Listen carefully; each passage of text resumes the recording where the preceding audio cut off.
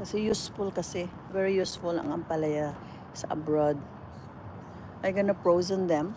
I-blanch. I'm going to blanch everything. And those are the flowers.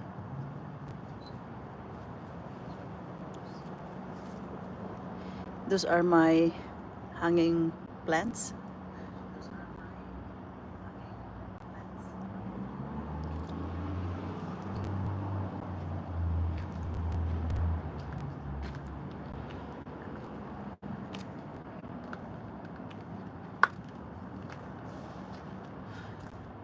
This is still bitter melon, but those are hybrid.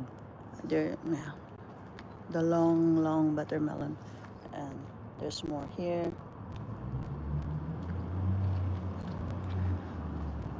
I still have outside.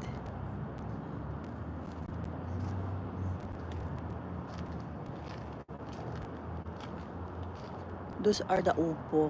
I just pollinate them yesterday. Look at that now. This setting is going to survive na. And let's do it again. This is bataw.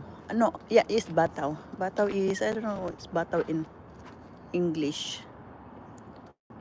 So I'll show you how to pollinate this is the female upo. And this is the male upo. And then I have to remove the petals. So if you remove the petals, only that one. So I need that powder. Powder goes in there.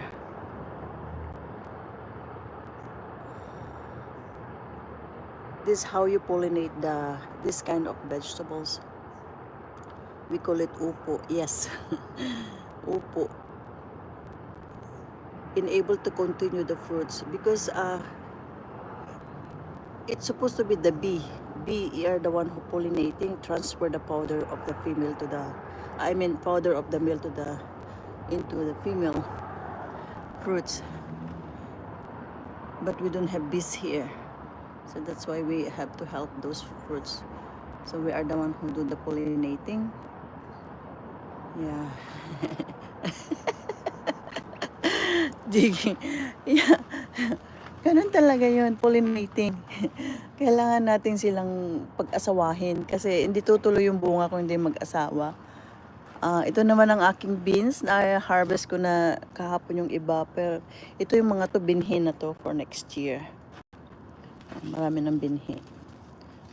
Mabilis lang kasi silang lumaki. Ito napabayaan ko na. Hindi ko na nakuha.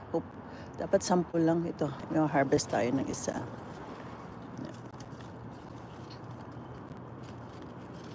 Bilis lumaki ng mga beans kasi.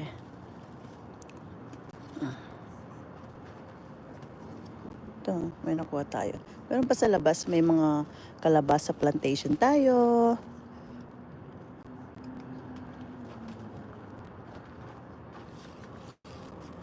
Early in the morning po, nagla-live ako dito. Hindi naman early, it's already 7. Kaya lang tulog pa yung mga kapitbahay. Yung mga walang day off ko lang today, kaya rin nandito ako sa garden. Pero kung di ko day off, nasa work ako. So I have to grab the chance na makapag-harvest. So, after work kasi parang lantang kulangot ang inday. Hindi ko naman magawa yung mga dapat gawin.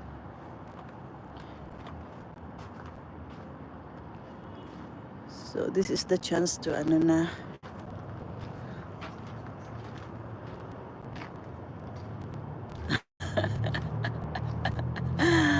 What? I don't get a warning. I already have what is they call is that premiere for that. How to pollinate. I said pollination. So you have to pollinate those kinds of vegetables and able to grow. It's supposed to be the bees are the one who transfer the powder, but because we don't have bees here, so you have to help them. And this is the front of the house. Oy, look at this hanging plants. Umikot na siya ng sarili, oh. There, we have to put it back. Mabigat na kasi, kaya umikot na siya ng kusa. Ang tahimik ng aming kapaligiran.